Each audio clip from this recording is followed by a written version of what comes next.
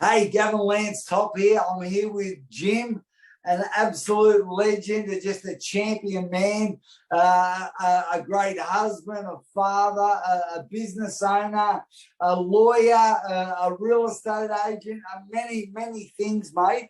Hey, thanks for coming on today. Tell us a little bit about yourself. Well, thanks, Gavin. Thanks for having me on. It's a pleasure to meet with you. We've talked offline about what I do, and sometimes I feel like what is it that I don't do? Yeah. I'm at a stage in my life where I am repotting myself quite a bit and taking on different things. As we discussed, I've been a lawyer since 1990 out of California. I became a real estate agent and then a real estate broker in Idaho in 2015. And then subsequent to that, I became the broker, I think in, I don't know, maybe 18 or so. My COVID project was to become a firefighter.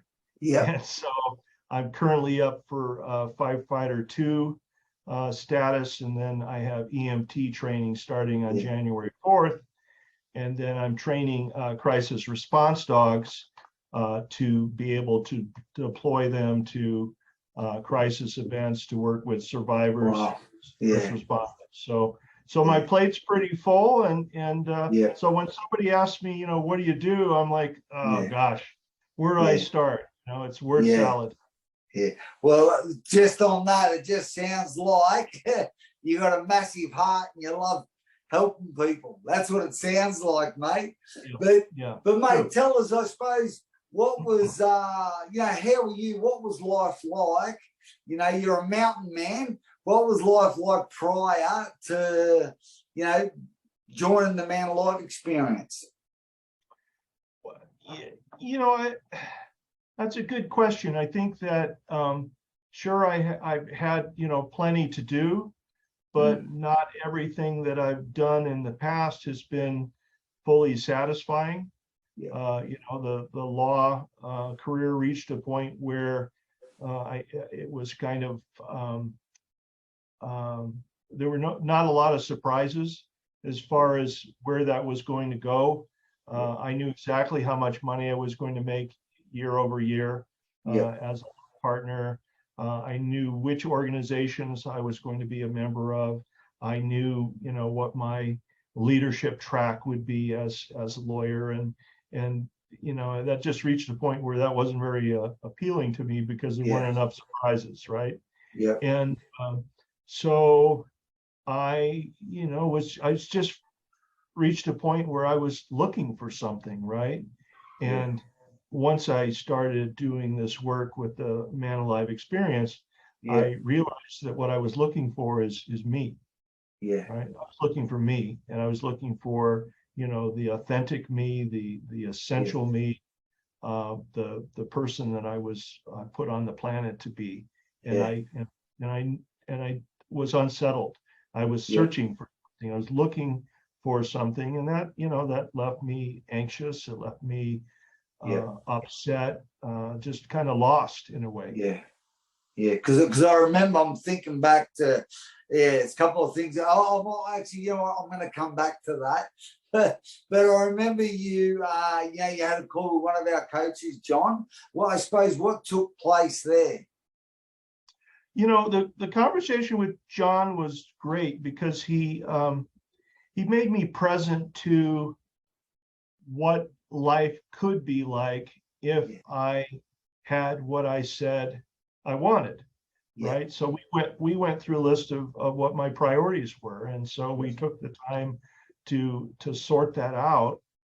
And the reason I use the language I use is, we say that we want certain things, and then the issue is, well, do we really want that? Yeah. Right?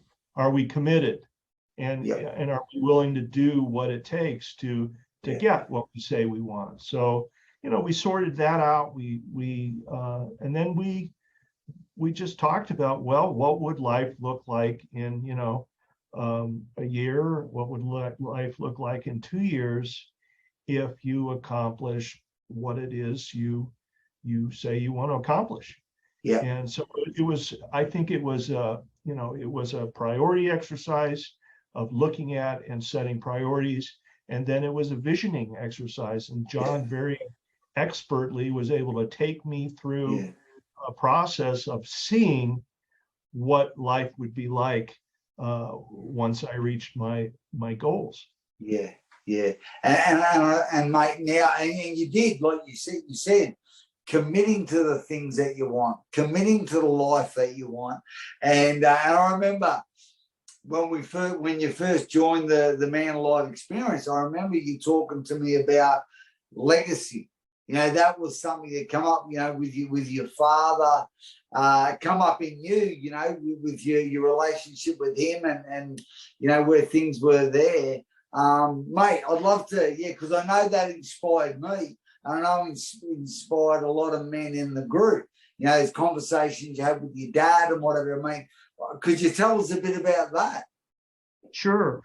So, you know, in March of this year, my dad was diagnosed with terminal cancer and started immunotherapy treatment. And within about a month, they discontinued the treatment because the cancer had moved to his bones. And so, you know, he had anywhere from a month to, you know, some uncertain amount of time left. And so I, you know, was fortunate enough to have, you know, support from my wife and other family and colleagues to be able to travel, you know, 1,000 miles down to where he was in San Diego and see him over the course of 5 or 6 trips. I think I spent probably 6 weeks with him, and then I spent the last, you know, week of his life, and that was very challenging. It was also very rewarding, and so, you know, I was really you know, deeply embroiled in this concept of death and dying and you know, what will stand the test of time as far as, you know, a man's life. And so as I was looking at and celebrating his life, I was also naturally looking at my own life and my mortality and you know, what will my life mean at some later point in time. Yeah, it's good, mate. And I suppose, as you know, for people that are watching, can you leave Jim a great comment, just sharing his heart, just a champion man, and mate, yeah, there's quite a few different aspects to the Man Alive experience with the portal videos, the Zoom calls, the accountability groups, etc. I mean, what's been a highlight, I suppose, as you've gone through this journey so far? Well, now you're not being fair. You're gonna make me cry again. You know, really what it's been is that I'm connecting with people on a different level, right? My experience of other people is richer. It's more joyful, and you know, and I'm not just talking about family members and people I know. I'm talking about everybody, you know, strangers, the waiter, the waitress, the hotel desk clerk. I'm engaging at a different level, and I'm finding that, you know, incredibly satisfying and joyful. You know, it's remarkable, and I have some sense of how that's, you know, come about. You know, on one hand, you know, as you know, we talk about courage and being courageous, right? And you know, courage is a lot more than just, you know, running into a burning building and saving a baby, right? It's sometimes it's as simple as getting out of bed. It's opening your mouth and engaging someone and taking the risk of rejection or being laughed at if you're pursuing your dream or telling other people what you're about. You know, there's all sorts of risk there, and it takes courage. to engage at that level. So Yeah. that's one thing. And then, frankly, the Man Alive experience has built a community of men who are real, they're authentic, they're engaging, and they're having conversations about things that men typically don't talk about. And they're being their entire way of being. I mean, every fiber of who shows up in these conversations of these men it's just fully engaged, fully evolved and evolving.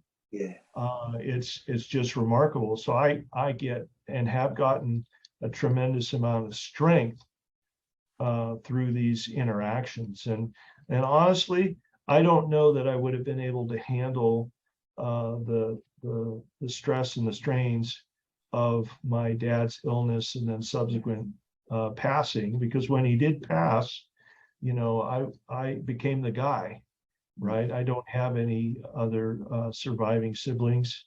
And I all of a sudden found myself there to support, my children who adored my dad and his siblings, right? I was pretty much the dad now all of a sudden. I was like, wow, when did I become this much of an adult? It's like, what happened? So it's been remarkable. It really, I can't tell you how remarkable the opportunity, and this opportunity, as you often say, is the right man at the right time, the right place. That's just how it showed up for me. And I suppose, mate, because obviously, we're in separate, different countries. How have you found the other men? Like from Ireland, from UK, from Australia, different parts. What's that been like? It's like I have all these new best friends, right, all over the world, and I know that I can go to Ireland now, I can go to the UK, I can go to Australia, and the opportunities are kind of limitless.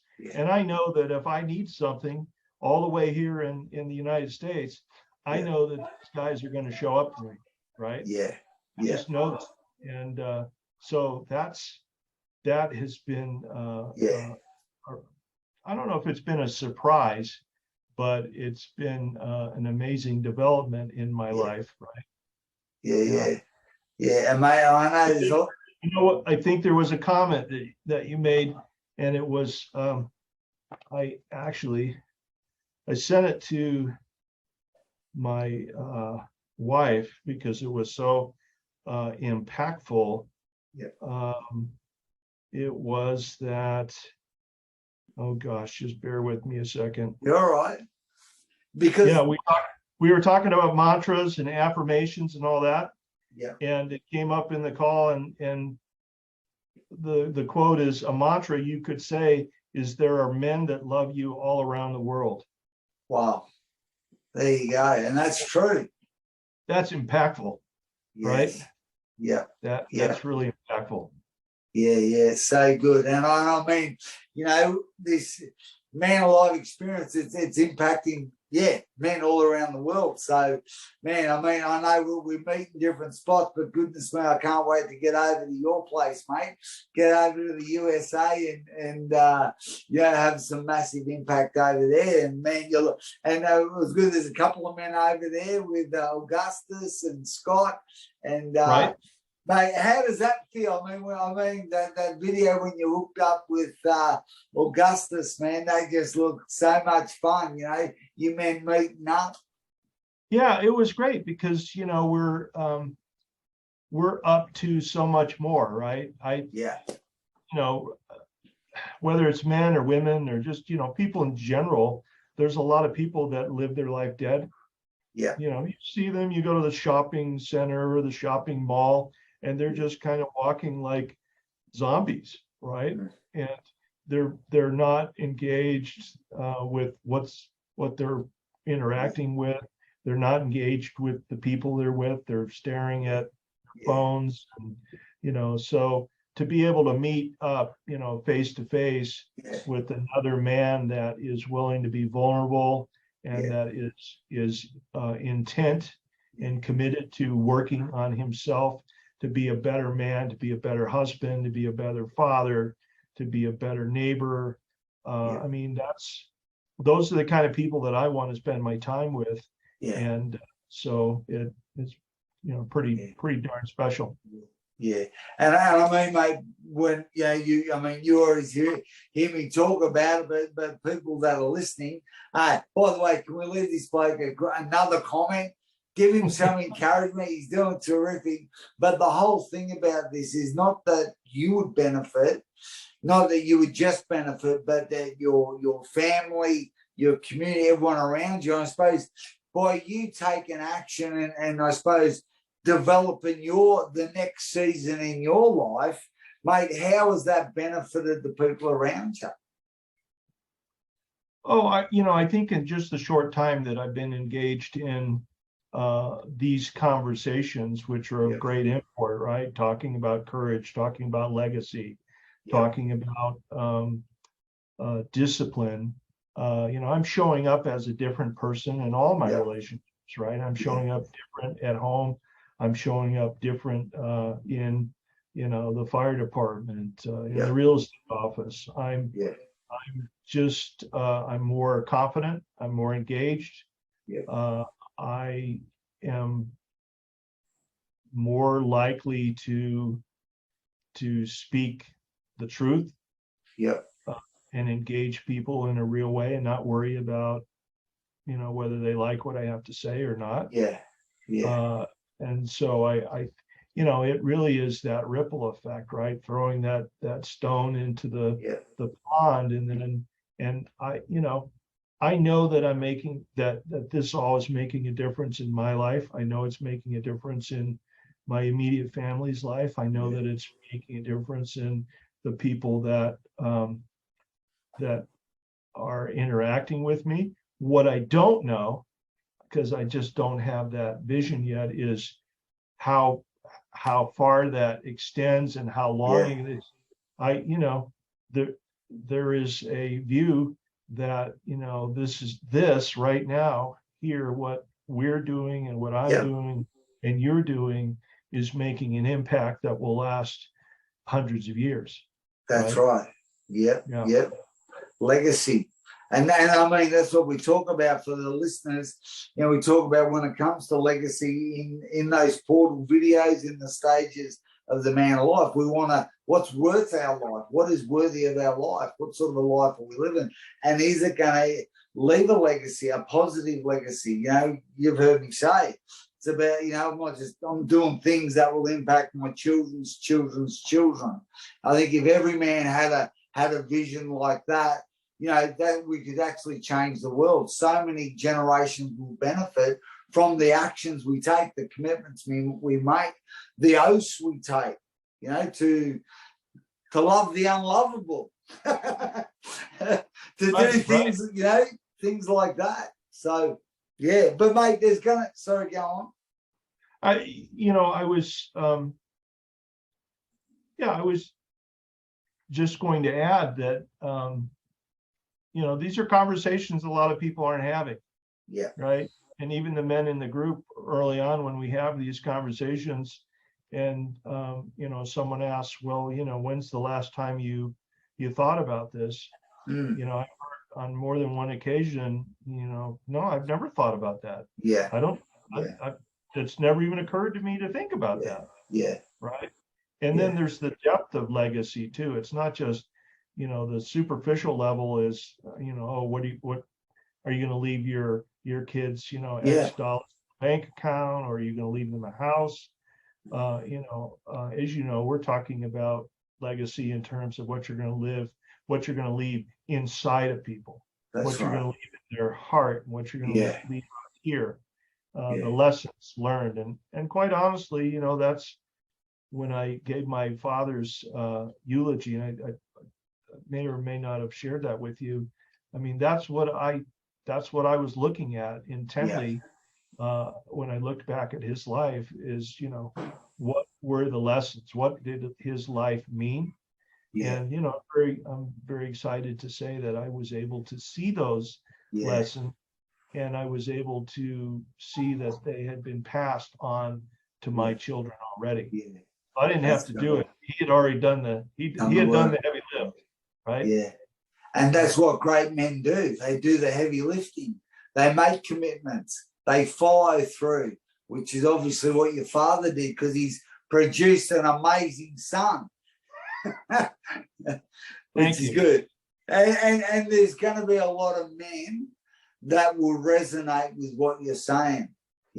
Maybe getting all those, like all those qualifications, different careers and impacting, but still wondering there's got to be more. I mean, what would you say to those men?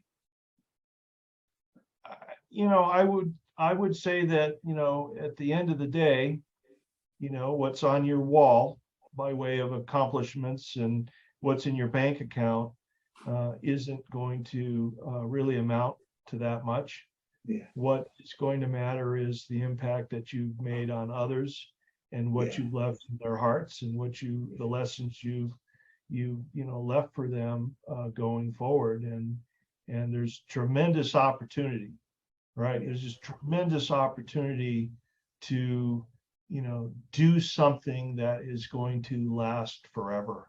Yeah. And will last with your children and your children's children. And, literally it will go on, and it'll go on for the betterment of everyone. Yeah. No, it's so good, mate. So good to chat with you, and so good to watch your journey. And literally, you always, for me anyway, I mean, when we go through the Man Alive experience, you see people's strengths come out, and then you see the question marks. And I mean, one of the ways that we do that is particularly when we do the Zoom call, earlier in the week, and then we talk about a particular topic, but then we take action on it. How have you found those, like you say, you've mentioned having those conversations quite a few times, which is absolute vital, but then taking action? How have you found that? How has your family found that, particularly your wife? Well, Gavin, I'm a processor, right? So when I take on a new concept or new idea, I think on it for a while. And so I think, and the way the program is designed, you have multiple opportunities to circle back and look at the same thing, right? Both individually and then with the group, because you've got dual tracks going. Yeah. So I find that when I come back and look at it again, it's like a new concept, right? Because I'm a new person. Yeah. Right. I'm not the same guy that I was. First of all, I'm not the same guy that I was Tuesday on Friday. Right? I'm not a different guy, particularly when I'm thinking about these topics. Yeah. And then certainly, when I go back and look at something 6 months later, man, I see it through a new set of eyes and a new set of experiences. Yeah. And as far as, my wife is concerned, she's looking at me after 2 months and going, wow. She says, whatever it takes, I will support you doing this. So, that's a pretty good thing. Yeah, that's great. That's great. That's so good, mate. And I mean, that's what, me being a husband and father also, we want to please out the people we love. So that's so good, mate, to hear her say that. That's great. So, mate, hey, listen, I know I could chat with you all day, but, mate, what would be one thing you'd say to all, because there's going to be a lot of men that are going to see this. A lot of men in the United States, I mean, everywhere. Well, what would you say to those men, Well, I think that, I know what's going to stop someone from moving forward with, Yeah. an opportunity like this. And Yeah. what I would tell them is, don't overthink it. Yeah. I mean, what I saw was a very compelling offering, I Yeah. guess is what I'll call it, on Facebook about what was possible and what was possible for myself. And then there's plenty of videos out there that are talking about the rite of passage and the man alive experience. Yeah. And I think that when you watch those videos, there's just tremendous possibility there. And I think that if you overthink it, the odds are probably pretty high that you'll figure out a way to talk yourself out You got of doing something different than what you've done, right? And we all know that whatever it is that you've done has gotten you the result that you've got. Yep. And if you want something else, if you want something more, you're gonna have to do something different. Yeah. Yeah, it's good, mate. All right, so that's the message. If you don't, for things to get better, you have to get better. For things to change, you have to change. I love it. It's great. Right. Great. Well, mate, hey, I want to say a massive thank you to yourself. I want to say, pass on to your wife a massive thank you for supporting you, because it means a lot. Hey, when she's got your back, I mean, it's everything, isn't it? So send her my love, mate. Give her a kiss on the cheek for me. And mate, want to say, thanks again, and thank you for being the man that you are. And looking out for other men in the group now. You've gone from just finding your way. Now you're a leader. You're a leader wherever you go. So, man, I want to honor you and thank you for that. Thank you. Thanks All for right. that. Nah, good man. Thank you, mate. You bet. Let's go. Yeah, go. Okay, you can't use this for anything though. All right. I want to come to the Gold Coast and I want a box. You're coming. Yeah. So as soon as you get a sense of when the time frame is, I'll need to know, because that's a big trip for me, right? Coming from the States. So it'll be May. May. Oh, okay. Yeah. So actually, I've just been planning the whole year out. That's what I've been working on the last while. Yeah. That's fantastic, because my wife is going to be in Europe in May. Oh, her two daughters, they're taking her on a trip. So I can get dog sitter. I have to get dog sitters. There's a lot of stuff I got to do. So and she'll be gone for almost 3 weeks. Okay. So that'd be great if I'm not sure. I'm just trying to remember, because I'm just looking at there's a range of different things, but I got all the last time. All the men stayed down the road from me in like a hotel together, on the beach there. Yeah. So which is not too far from, Yeah, and obviously it's such a long travel. I can't just come for the weekend. So I'll have to stay for about a week or at least to rest up before I head back. Well, the thing is, right, you got so many mates everywhere. You could literally start at one end of the country and just go around. Yeah, that's true. You're right. So I'd tell you this real quick story about, because I'm like really interested in getting in the ring, right? Yes. And boxing, right? I don't know anything about boxing, right? Perfect. I don't know anything about fighting. So when I was in elementary school, like in the 6th grade or something, I hadn't been in any fights. So I got together with this other guy named Chris something or another, and we were talking, and we both agreed that since we didn't have any fights, that was doing nothing for our reputations. So we needed to have a fight. So he and we decided we're going to fight each other, right? And so word gets out, and everybody gets so excited about when people fight, right? And so we leave the school and we walk down to the corner around from the school, and and he he shoves me, I shove him back, right? We didn't even throw any swings, right? He just shoved me, I shoved him back, he shoved me, and I said, well, this isn't gonna work. So I took him and I pushed him and I threw him into a rose tree and you know, and he stuck.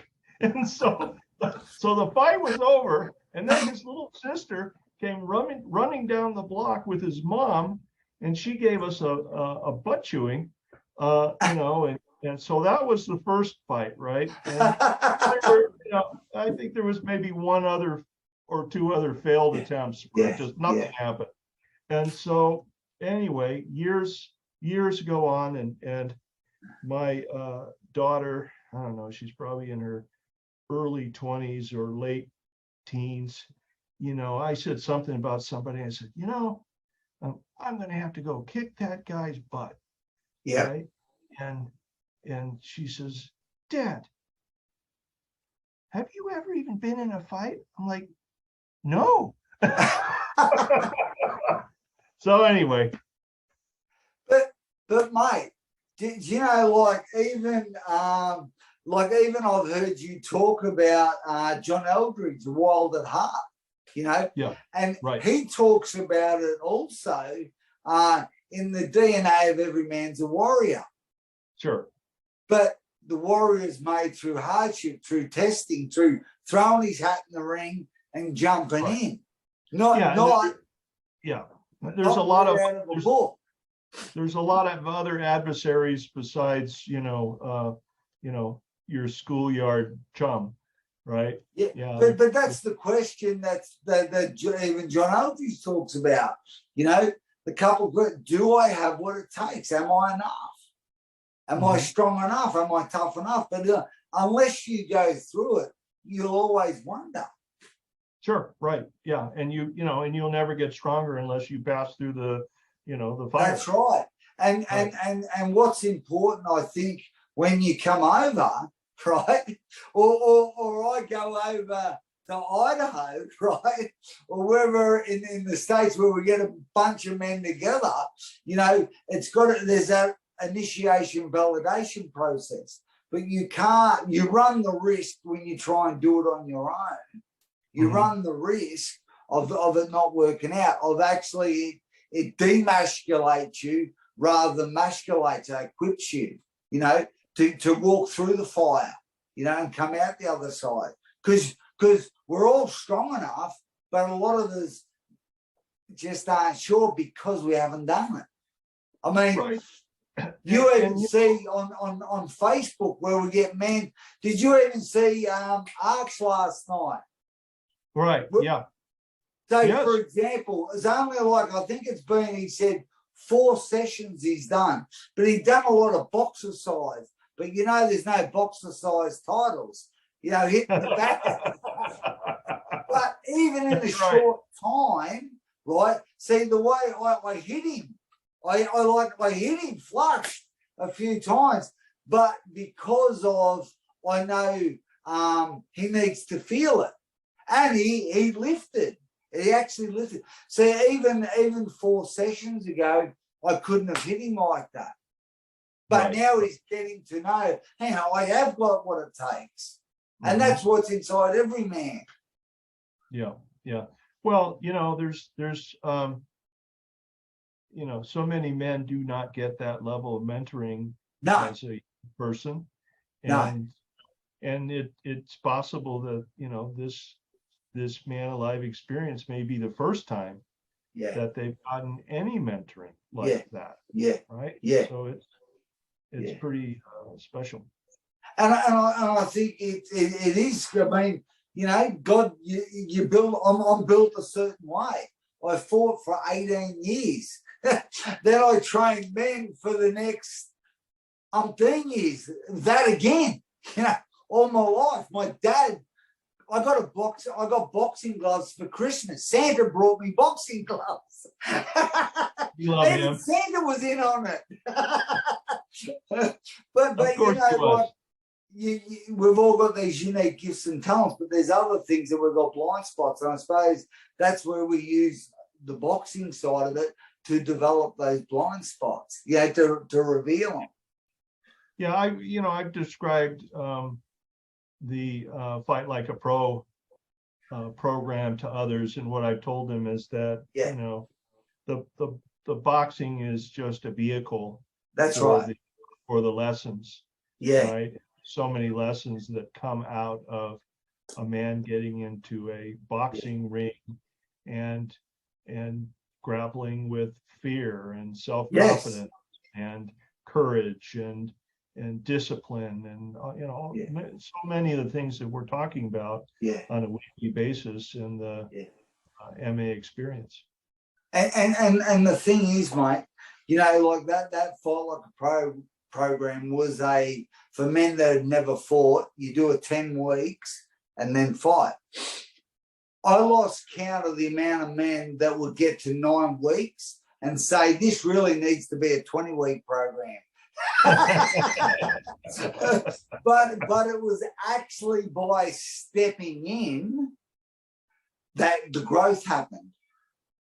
By actually taking action over it. Even back then it was a 3-round fight, and by that, all that 10 weeks got you ready for 3 rounds.